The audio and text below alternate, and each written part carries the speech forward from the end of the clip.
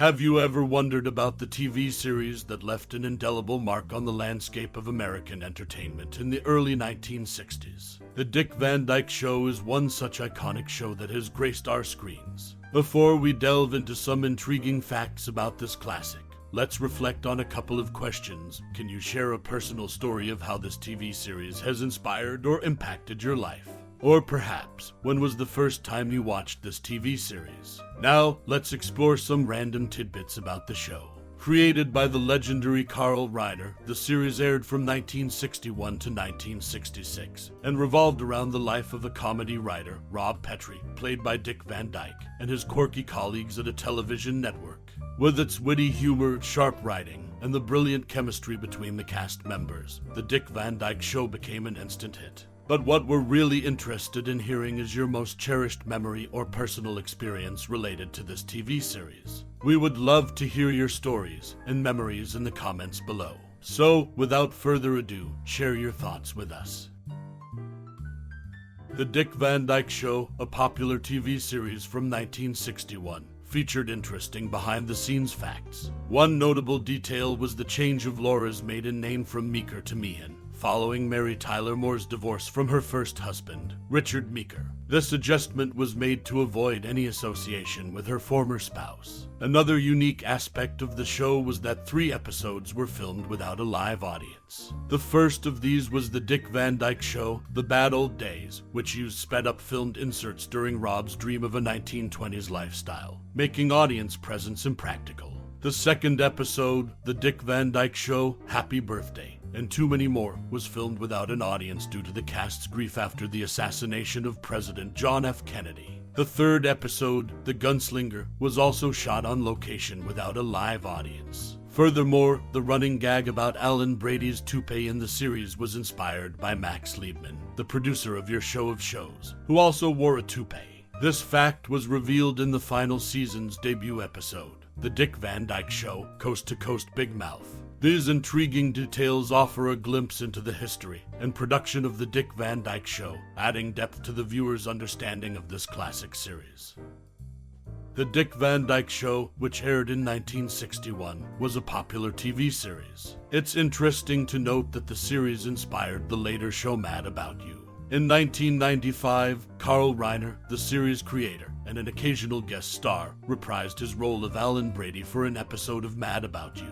This connection between the two series highlights the lasting influence of the Dick Van Dyke Show on television. Mary Tyler Moore, one of the stars of the show, also went on to create her own successful TV studio called NTN Productions, producing hit shows like The Mary Tyler Moore Show, Lou Grant, and more. This series and its cast left a mark on television history that can still be seen in later productions. In the 1961 TV series The Dick Van Dyke Show, an interesting fact is that for the first 3 seasons, Allan Brady's face was never seen, but his voice was occasionally heard. This unique decision by Reiner, the creator of the show, added an air of mystery and intrigue to the character. Reiner had initially intended to cast a well-known celebrity for the role of Allan Brady, but finding the right fit proved to be a challenge. As the show's popularity continued to grow, Reiner eventually decided to take on the role himself. This decision not only showcased his versatility as a performer, but also injected a fresh and unexpected dynamic into the series. Reiner's portrayal of Allan Brady on screen added a new layer of humor and charisma to the character, making it a memorable and integral part of the show's success. The Dick Van Dyke Show went on to become a beloved classic, in large part due to its witty writing, exceptional cast, and the inventive approach taken by its creator, Reiner, who took the character of Allan Brady from being an off-screen enigma to a central on-screen presence. This clever twist in the show's development is just one of the many reasons why the Dick Van Dyke Show remains a timeless classic in the world of television. This historical tidbit showcases the creative thinking and adaptability of the entertainment industry, where sometimes the best solution to a casting problem is right under the creator's nose. The Dick Van Dyke Show, a 1961 TV series, holds an interesting tidbit about its theme music.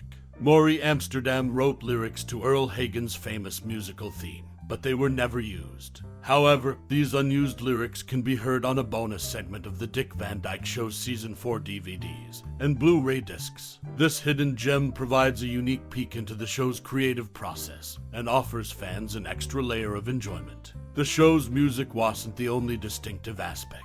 In every song performed during the show's 5-season run, the actors lip-synced to their own pre-recorded vocal tracks. This technique allowed for a seamless integration of music and performance, adding to the show's charm.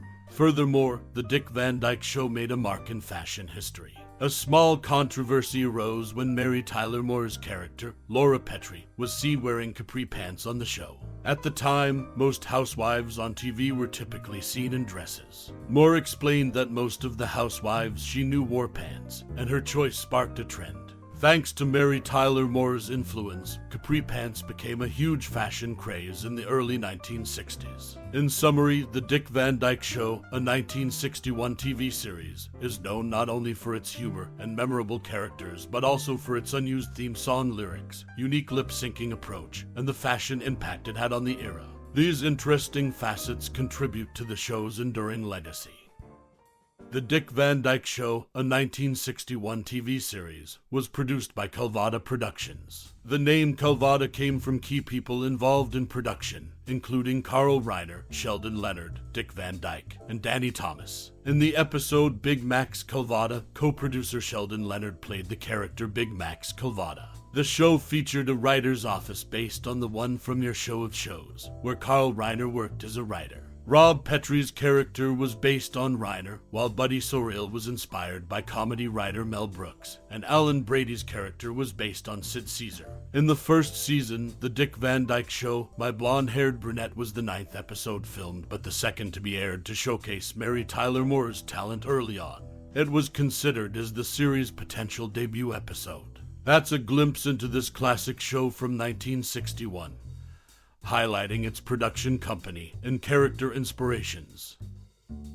Viewers of the 1961 TV series The Dick Van Dyke Show often placed bets on whether Rob Petrie would stumble over the ottoman while entering his house. This became a signature moment in the show. Notably, Mary Tyler Moore, who played Laura Petrie, claimed to be older than she really was to secure her role. This deception was later woven into the storyline in episodes like Laura's Little Lie and Very Old Shoes, Very Old Rice, where Rob and Laura had to remarry due to her age fabrication. Additionally, the show's influence extended to The X-Files, where Mulder and Scully adopted the names of Rob and Laura Petrie when working undercover as a married couple. The Dick Van Dyke Show was known for its humor and memorable characters, with Rob Petrie's clumsy entrance and the off-screen age-related storylines adding to its appeal. As we bid adieu to the captivating world of The Dick Van Dyke Show and its delightful cast of characters, we invite you to take a moment to reflect on your personal connection to this timeless TV series. Perhaps you've laughed heartily at Rob Petrie's comedic antics or found solace in Laura's grace and charm. Whether you've followed the misadventures of Buddy and Sally or marveled at the on-screen chemistry of Rob and Laura, The Dick Van Dyke Show holds a special place in the hearts of its fans. Now, we encourage you to share your treasured memories and thoughts about this show. What was it about The Dick Van Dyke Show that made it so memorable for you? Was it the witty humor, the relatable characters, or the clever storytelling that kept you coming back for more? Your reflections and anecdotes add depth to the rich tapestry of this beloved series and help keep its legacy alive.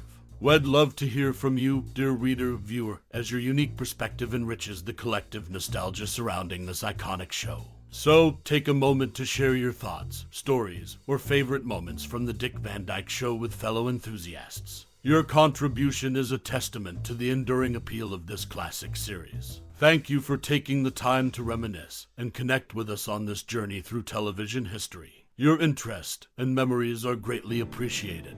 Keep the spirit of The Dick Van Dyke Show alive, and may its humor and heartwarming moments continue to resonate with generations to come.